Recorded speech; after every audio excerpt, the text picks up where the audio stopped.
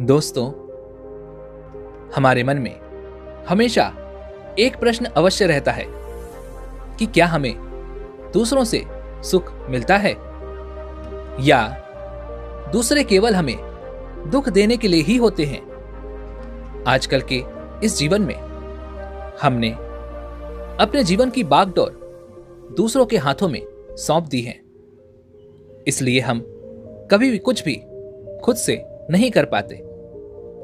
अगर आप अपने जीवन पर ध्यान देंगे तब आप ये भी समझ पाएंगे कि आपके आसपास रहने वाले लोग आपके जीवन को चला रहे हैं। आपको खुश होना है, दुखी होना है, यह सब दूसरों पर निर्भर करता है। आप इस बात का अंदाजा केवल इस सोच से लगा सकते हैं कि आप हमेशा दूसरों के बारे में सोचते रहते हैं। जितना आप दूसरों के बारे में सोचते हैं उतना तो आप खुद के बारे में भी कभी नहीं सोचते। दूसरे क्या कर रहे हैं, वह किस तरह का काम कर रहे हैं, उनका व्यवहार कैसा है, वह सुखी हैं या दुखी हैं, अगर वह सुखी हैं तो क्यों सुखी हैं। ऐसी कई सारी बातें हम सभी के दिमाग में यूं ही चलती रहती हैं।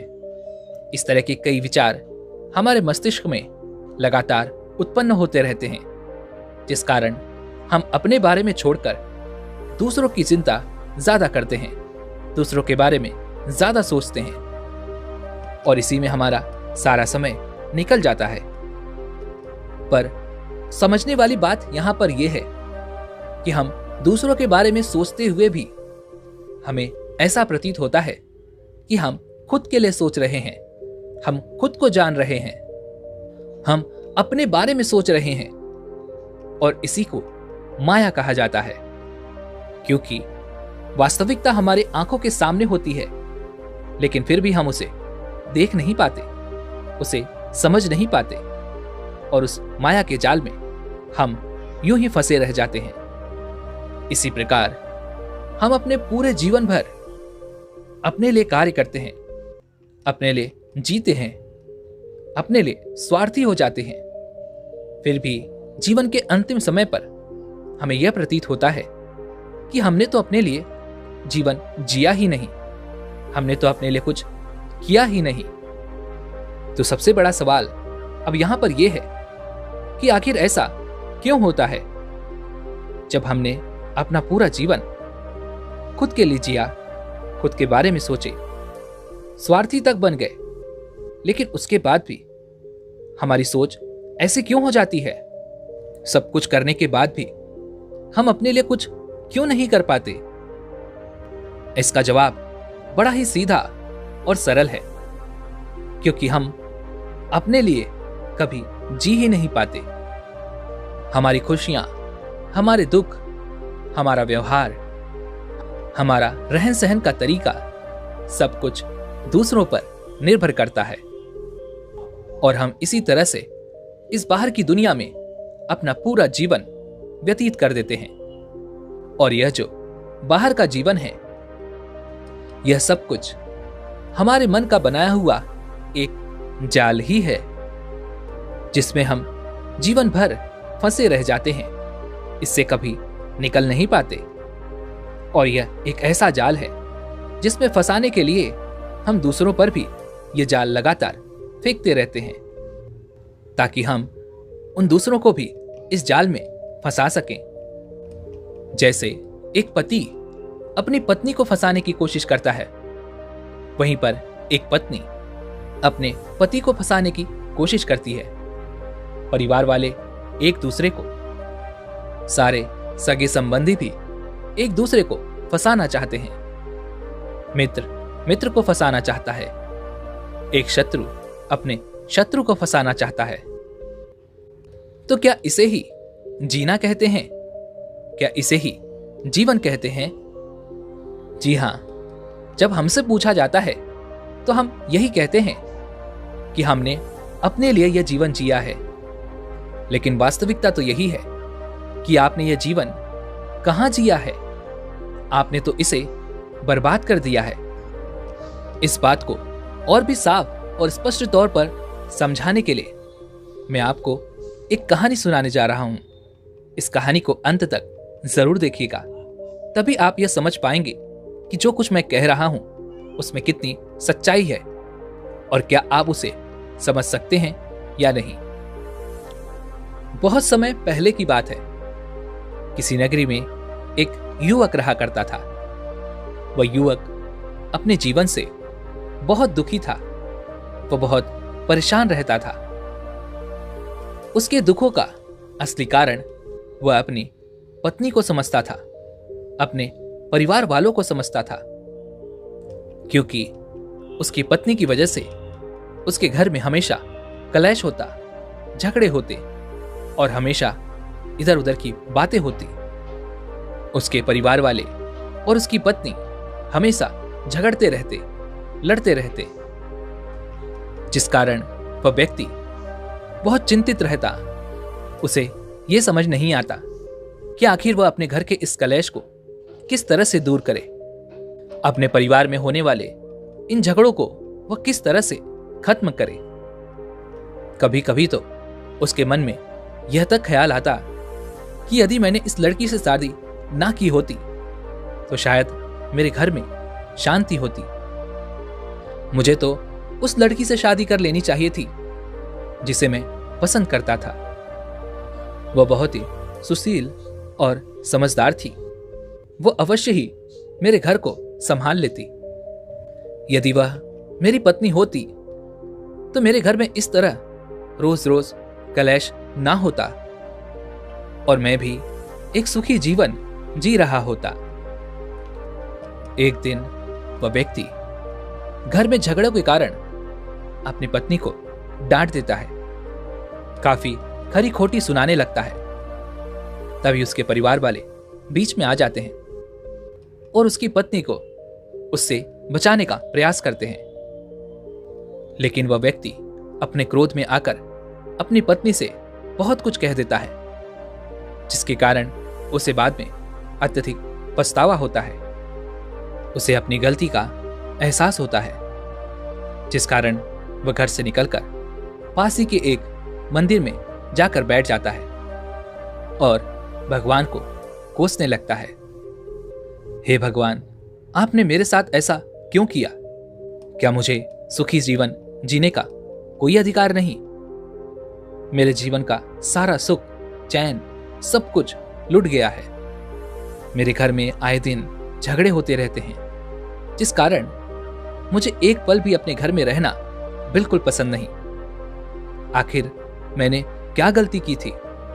आखिर मेरा दोष क्या था जिस कारण मुझे यह जीवन जीना पड़ रहा है? आप तो ज्ञानी हैं, आप तो भगवान हैं। अगर आप चाहते तो मेरा जीवन हमेशा खुशी और खुशहाली से बना रहता।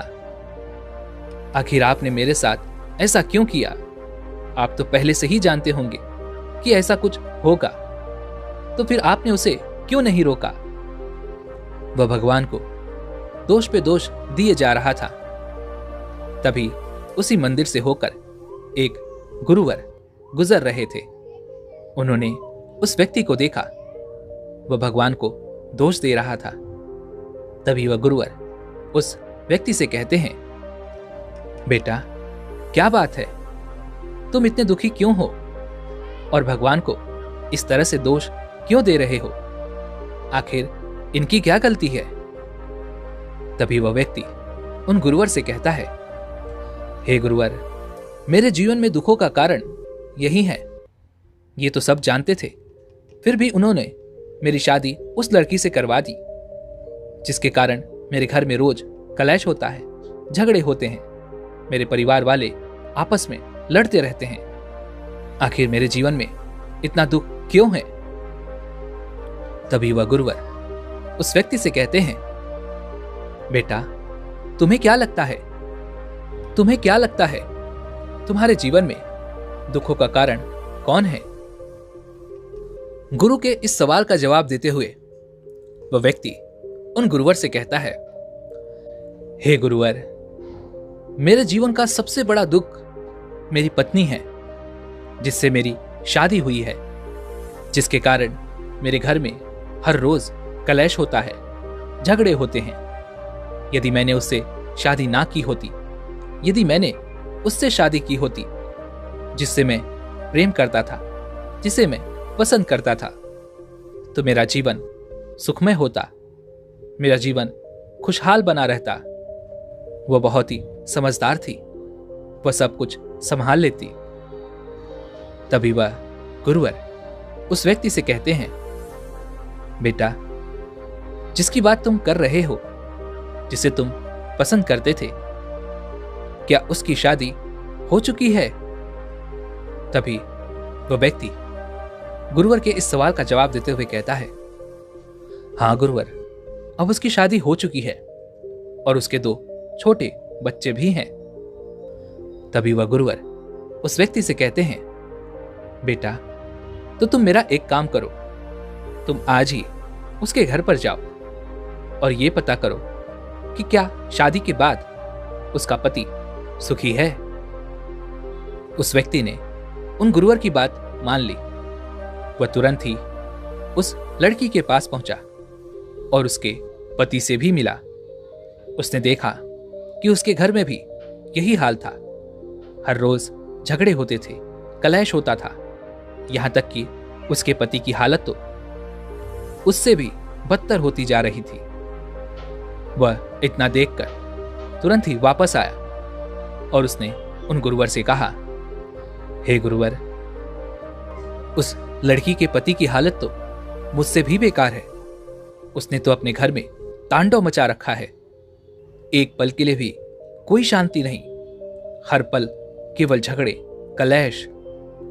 ऐसे जीवन में भला कोई कैसे जीवित रह सकता है? कोई भला कैसे खुश रह सकता है? तभी वह गुरुवर उस व्यक्ति से कहते हैं, बेटा, तब तो यह अच्छा हुआ कि तुम्हारी शादी उससे नहीं हुई, बल्कि तुम्हारे लिए तो वही लड़की अच्छी है जिससे तुम्हारी शादी हुई है। तभी वह व्यक्ति उन गुरुवर से कहता है, नहीं नहीं गुरुदेव, मेरी जो पत्नी है वह भी कम नहीं है। उसके कारण घर में हमेशा तनाव बना रहता है, दुख का माहौल रहता है, कोई किसी से खुश नहीं। आप तो मुझे बस कोई ऐसा उपाय बता दीजिए जिससे मेरे जीवन सुखों से भर जाए, मेरे जीवन में और कोई दुख ना हो। तभी वह गुरुवर उस व्यक्ति से कहते हैं, बेटा, इस संसार में कोई ऐसा व्यक्ति नहीं जिसके जीवन में दुख ना हो, और बिना दुखों के जीवन भी क्या जीवन होता है? यदि तुम्हारे जीवन में दुख नहीं होंगे तो तुम्हें सुख का आभास कैसे होगा? उन गुरु की बात काटते हुए वह व्यक्ति कहता है, नहीं नहीं गुरुवर, आप मुझे कोई ऐसा उपाय जरूर बताइए जिससे मेरा जीवन सुखों से भर जाए। मुझे अपने जीवन में और कोई दुख नहीं चाहिए। तभी वह गुरुवर उस व्यक्ति से कहते हैं, ठीक है, मैं तुम्हें इसका उपाय अवश्य बताऊंगा, लेकिन उससे पहले तुम्हें मेरे लिए एक काम करना होगा। तभी वह व्यक्ति उन गुरुवर से कहता है, बताइए गुरुवर, मुझे क्या करना होगा? जो भी आप कहेंगे मैं वो करने के लिए तैयार हूं।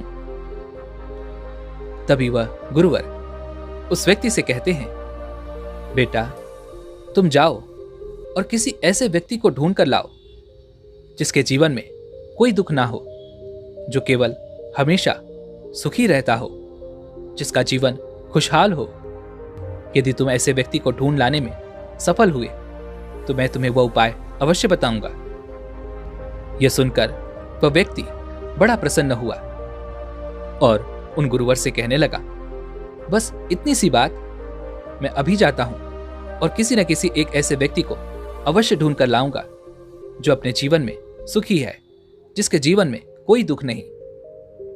वह व्यक्ति इतना कहकर वहां से चला गया।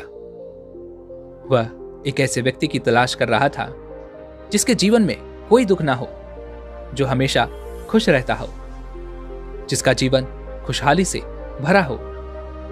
ढूंढते ढूंढते काफी समय बीत गया। रात का समय हो चुका था। उसने हर छोटे से लेकर बड़े व्यक्ति की तलाश की, लेकिन उसे अब तक कोई भी ऐसा व्यक्ति नहीं मिला था जिसके जीवन में केवल सुख हो, जिसका जीवन खुशहाली से भरा हो। काफी देर तक तलाश करने के बाद वह काफी थक चुका था, जिस कारण उसने सोचा कि आज मैं घर वापस चलता हूं, लेकिन कल फिर मैं इसी तलाश पर फिर निकलूंगा और कोई न कोई ऐसा व्यक्ति मुझे अवश्य मिल जाएगा जिसका जीवन सुखों से भरा होगा, जो अपने जीवन को खुशहाली से जी रहा होगा। इतना सोचकर जैसे ही वह घर की ओर बढ़ता है, तभी उसे एक व्यक्ति की आवाज सुनाई पड़ती है जो जोरों से हंस रहा था। वह व्यक्ति उस आवाज का पीछा करते हुए उस हंसने वाले व्यक्ति के पास पहुंचा। जब वह उस व्यक्ति के पास पहुंचा तो उसने देखा एक पेड़ के नीचे एक गरीब व्यक्ति बैठा हुआ है, जिसके पास कुछ भी नहीं है, लेकिन फिर भी वह जोर जोर से हंसता जा रहा है। पहले तो उस व्यक्ति को लगा कि यह कोई पागल होगा, क्योंकि इसके पास तो कुछ है भी नहीं, फिर भी यह जोर जोर से हंसे जा रहा है। जरूर इसका मानसिक संतुलन खो चुका है। लेकिन तभी उसके मन में उन गुरुवर की कही बात एक बार फिर से खटकने लगी कि तुम एक ऐसे व्यक्ति को ढूंढ लाओ जिसके जीवन में केवल सुख हो, तभी मैं तुम्हें तुम्हारे दुखों से मुक्त करने का तुम्हें उपाय बताऊंगा। यह सोचकर उसने उस गरीब व्यक्ति से यही सवाल किया कि क्या तुम्हारे जीवन में केवल सुख है? इसका जवाब देते हुए वह गरीब व्यक्ति कहता है, हां, मेरे जीवन में केवल सुख है। यह बात सुनते ही वह व्यक्ति जोर से उछल पड़ा। उसकी खुशी का कोई ठिकाना नहीं था। उसने यह सोच लिया था कि मैंने उस व्यक्ति की तलाश कर ली जिसके जीवन में केवल सुख है, जो हमेशा खुश रहता है। उस व्यक्ति ने उस गरीब व्यक्ति से कहा, बस अब तुम्हें मेरे साथ चलना होगा, मेरे गुरु के पास। उन्हें तुम्हें बताना होगा कि तुम्हारा जीवन कितना आनंदमय है, तुम अपने जीवन को कितने खुशहाली में बिता रहे हो, तुम्हारे जीवन में केवल सुख ही सुख है। इतना कहकर वह व्यक्ति उस गरीब व्यक्ति को लेकर अपने उन गुरुवर के पास पहुंचा। उस गरीब व्यक्ति को देखते ही वह गुरु उस गरीब व्यक्ति के चरणों में गिर पड़े और दोनों हाथ जोड़कर उनको प्रणाम करने लगे। वह व्यक्ति यह सब देखकर बड़ा ही आश्चर्यचकित रह गया कि आखिर यह सब क्या हो रहा है। यह तो एक भूखा गरीब व्यक्ति है और भला इसके चरण मेरे गुरु क्यों छू रहे हैं? तभी वह गुरुवर उस व्यक्ति के इस मन की इस शंका को दूर करते हुए कहते हैं, बेटा, यह तो मेरे गुरु हैं, यह महागुरु हैं। तभी वह व्यक्ति कहता है, हे गुरुवर, लेकिन जैसा आपने कहा था, कोई ऐसा व्यक्ति ढूंढ लाओ जिसके जीवन में केवल सुख ही हो, तब आप मुझे मेरे जीवन के दुखों से मुक्त कर देंगे। तभी वह गुरुवर उस व्यक्ति से कहते हैं, बेटा, अगर तुम अब ये जानना ही चाहते हो कि तुम अपने दुखों से किस तरह से मुक्त हो सकते हो, उससे पहले तुम यह तो जान लो कि मेरे महागुरु के जीवन में हमेशा सुख कैसे रहता है। यह बात तुम उन्हीं से पूछ लो। वह व्यक्ति उन महागुरु के पास पहुंचा और उनसे कहने लगा, हे महागुरु, आप ही मुझे बताइए कि आपके जीवन में आप सुखी कैसे हैं, आप हमेशा खुशहाल कैसे रहते हैं और अपने जीवन में हम हमेशा केवल खुश कैसे रहें? क्या इसके लिए मुझे संन्यास धारण करना होगा? आप ही की तरह मुझे अपना जीवन अकेले व्यतीत करना होगा और ज्ञान ध्यान की बातों में लगना पड़ेगा? तभी वह महागुरु मुस्कुराए और उस व्यक्ति से कहते हैं, बेटा, तुम हर रोज धन कमाने जाते हो, लेकिन तुम यह धन किसके लिए कमा रहे हो? इसके जवाब में वह व्यक्ति कहता है, हे महागुरु, मैं यह धन अपने परिवार के लिए कमा रहा हूं, ताकि मैं अपने पत्नी, अपने बच्चों अपने माता पिता को खुश रख सकूं, उनकी जरूरतों को पूरा कर सकूं, उन्हें 2 वक्त की रोटी दे सकूं। तभी वह महागुरु उस व्यक्ति से कहते हैं, अच्छा तो बेटा तुम मुझे यह बताओ कि तुम किसकी चिंता में रहते हो।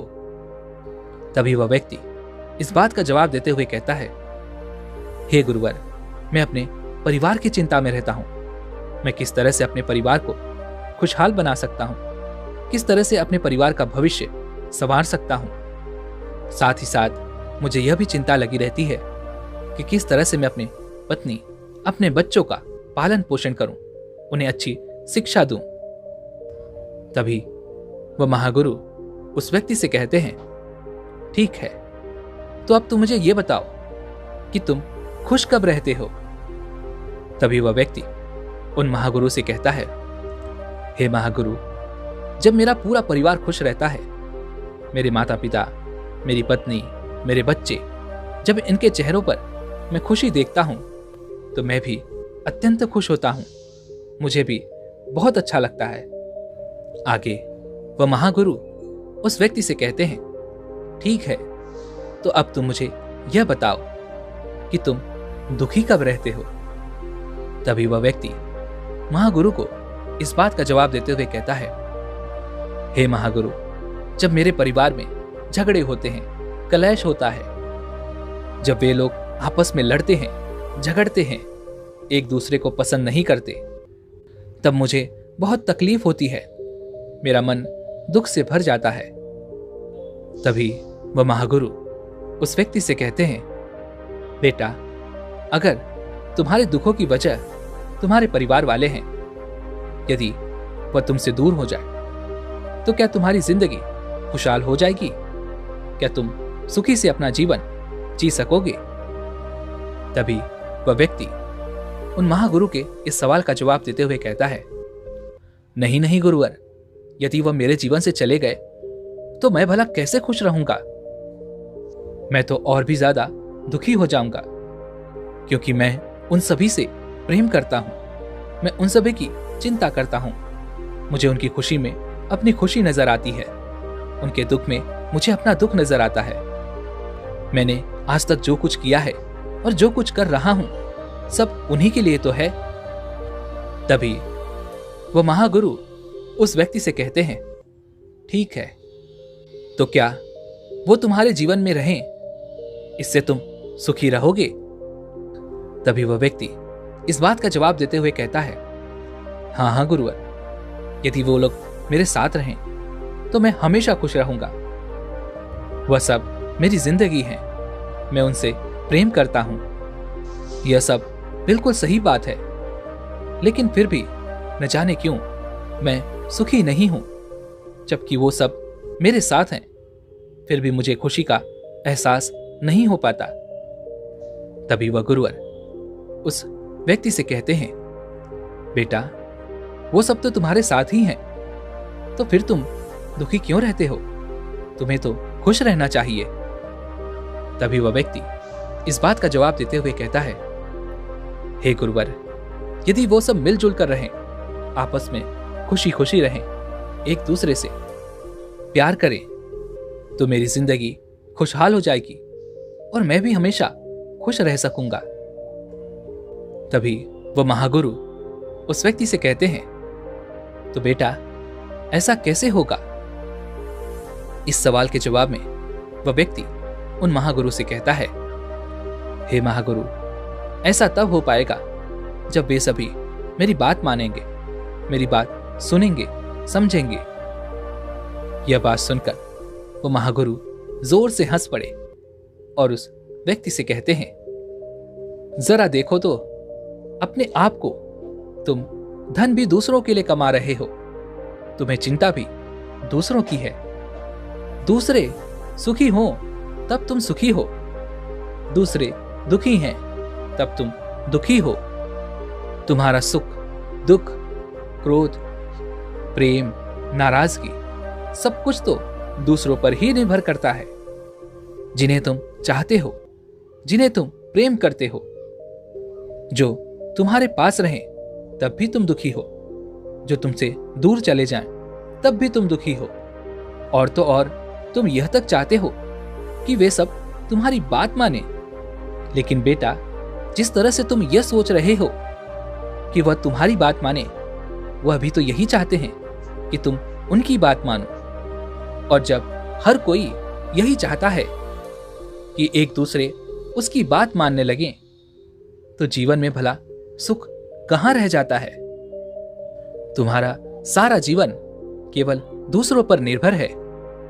तुम अपने जीवन को किस तरह से जियोगे, तुम्हारे जीवन में किस तरह का भाव उत्पन्न होगा, यह सब भी दूसरे ही तय कर रहे हैं। वह चाहें तो तुम्हें खुश कर सकते हैं और चाहें तो तुम्हें दुखी कर सकते हैं। लेकिन यह तो तुमने दूसरों के लिए जीवन जिया, अपने लिए तुमने क्या किया। उन महागुरु की यह बात सुनकर वह व्यक्ति सोच में पड़ गया। काफी देर सोच विचार करने के बाद जब उसे कुछ समझ नहीं आया, तो वह उन महागुरु के चरणों में गिर पड़ा और उनसे कहने लगा, हे महागुरु, आप भी मुझे कोई राह बताइए। मुझे तो कुछ भी समझ ही नहीं आ रहा। आप सही कहते हैं, मेरा पूरा जीवन दूसरों पर निर्भर हो गया है। मैंने अपने लिए आज तक कुछ किया ही नहीं। मैंने अपने लिए अपने जीवन को जिया ही नहीं और ना ही अपने लिए आगे जी रहा हूं। अभी तक तो मेरे मन में बस एक ही विचार था कि मैं जो कुछ कर रहा हूं, जो कुछ मैं आगे करने वाला हूं, वह सब मेरे लिए है। पर ऐसा बिल्कुल नहीं है। मैं तो सब दूसरों के लिए ही करता जा रहा हूं। पर हे महागुरु, वह भी तो मेरा परिवार है, वह तो मेरा संसार है। तो क्या मुझे अपने परिवार को छोड़ देना चाहिए? क्या मुझे अपने उस संसार को छोड़ देना चाहिए? क्या मैं भी आपकी तरह सन्यासी बन जाऊं, तभी मैं अपने जीवन को जी सकूंगा? क्या आप मुझसे यही चाहते हैं? उस व्यक्ति की यह बात सुनकर वह महागुरु एक बार फिर से जोर से हंस पड़े और कहने लगे, नहीं बेटा, मैं तुमसे यह बिल्कुल नहीं चाहता। मैं तो बस तुमसे इतना चाहता हूं कि तुम मेरी बात को अच्छी तरह से समझो। तुम्हारे दुखों का कारण यह है कि तुम्हारे दुख, सुख, तुम्हारी सारी भावनाएं कोई और नियंत्रित कर रहा है। तुम्हारी सारी भावनाएं दूसरों पर निर्भर करती हैं। हम हमेशा बाहर की ओर जीते रहते हैं और उसी में हमेशा के लिए खो जाते हैं, और इसी तरह से हम अपना पूरा जीवन व्यतीत कर देते हैं। मैं तो बस तुमसे इतना कहना चाहता हूं कि तुम धन अवश्य कमाओ, चिंता भी अवश्य करो, पर अपनी तुम इस चिंता में मत लगे रहो कि लोग तुम्हारी बात मानते ही नहीं, लोग तुम्हारी बात समझते ही नहीं। लेकिन उससे ज्यादा जरूरी यह है कि तुम अपनी बात मानो, तुम अपने आप पर ध्यान दो, अपने आप को पहचानो, अपने आप को ऐसा बनाओ कि कोई भी दूसरा तुम्हारे सुख और तुम्हारे दुख अर्थात तुम्हारी भावनाओं को प्रभावित ना कर सके। तुम ही एक बार के लिए यह सोचकर देखो कि तुम्हारे जीवन का क्या लाभ जब तुम्हारी भावनाएं तुम्हारे वश में है ही नहीं, जब तुम्हारा जीवन कोई और नियंत्रित कर रहा है। तुमने तो यह सुना ही होगा कि लोग खाली हाथ आते हैं और खाली हाथ ही चले जाते हैं। ऐसे सभी लोग खाली हाथ ही चले जाते हैं जो अपने लिए कुछ नहीं कर पाते, जो अपने लिए कभी जी तक नहीं पाते। लेकिन जो अपने लिए जीते हैं वह कभी भी खाली हाथ नहीं जाते। उनके कर्म हमेशा उसके साथ जाते हैं। इस संसार में रहना कोई बुरी बात नहीं, अपने परिवार से प्रेम करना कोई बुरी बात नहीं। लेकिन यदि तुम इस संसार में रह रहे हो तो अपने लिए रहो, अपने परिवार के साथ रह रहे हो तो अपने लिए रहो, उनके सुख दुख का ध्यान रखो। लेकिन निस्वार्थ भाव से कभी यह मत सोचो कि जो कुछ तुम उनके लिए कर रहे हो वह भी तुम्हारे साथ वैसा ही करेंगे। वह तुम्हारी बात मानेंगे, समझेंगे, तुम्हारे इशारों पर चलेंगे। उस व्यक्ति को उन महागुरु की ये सारी बातें समझ में आ गई। वह यह समझ चुका था कि वह इस जीवन में जी तो रहा है, लेकिन वह अपने जीवन को नहीं जी रहा, उसे तो वह केवल ढो रहा है। दोस्तों, हमारा जीवन भी कुछ इसी प्रकार चलता है। हम ऐसे ही अपना जीवन व्यतीत कर रहे हैं। हम सब दुखी हैं और दुखों का कारण ही हम हैं। हम दूसरों में अपना सुख ढूंढते हैं, जबकि वास्तविक सुख तो आपके भीतर ही है। बाहर तो केवल परिस्थितियां हैं, और यही परिस्थितियां हमें सुख और दुख का अनुभव कराती हैं। जैसे कि कोई भी बुरी से बुरी परिस्थितियां आपके सामने हो, तब भी आप सुखी रह सकते हैं, और कोई अच्छी से अच्छी परिस्थितियां भी आपके सामने क्यों ना आ जाए, आप चाहें तो आप दुखी भी रह सकते हैं। यह तो आप पर निर्भर करता है। आप अपने जीवन की बागडोर को अपने हाथ में लेना चाहते हैं, या फिर दूसरों के हाथों में देकर जीवन भर दुखी रहना चाहते हैं। आप अपने इस जीवन को निस्वार्थ भाव से जी सकते हैं। अपने संसार में रहकर, अपने परिवार के साथ रहकर निस्वार्थ भाव से अपना जीवन व्यतीत करो। तुम अवश्य हमेशा सुखी रहोगे। दोस्तों, उम्मीद है कि आपने आज की इस वीडियो से जरूर कुछ न कुछ सीखा होगा। तो आज की इस वीडियो को लाइक और अपने दोस्तों के साथ शेयर करना ना भूलें, और हमें ऐसे ही सपोर्ट करने के लिए चैनल को सब्सक्राइब और घंटी बटन को भी जरूर दबा दें। चलिए मिलते हैं इस एक और वीडियो में, तब तक के लिए अपना ख्याल रखें। धन्यवाद।